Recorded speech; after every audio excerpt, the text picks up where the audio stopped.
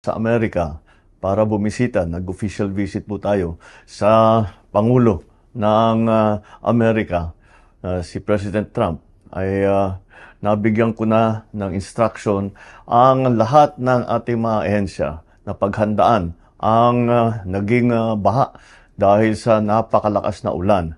Sinabihan ko na ang OCD, DOTR, DOH, DOST, DSWD, DPWH, DOE at saka DILG at lahat pa ng lahat ng ahensya na magtrabaho sila at mag-coordinate sila upang tiyakin na ligtas ang ating mga kababayan. Ang mga relief goods ay nakahanda na, idinideliver na doon sa mga area na nangangailangan. Yung mga medical team, kasabay na rin noong ating mga relief goods. At tinitiyak natin na merong transportasyon. At siyempre, ay tinitiyak natin na may sapat na supply ng tubig, sapat na supply ng kuryente. At lahat ito ay para sa pangangailangan ng mga naging biktima nitong pagbaha at malakas na ulan. Pakiusap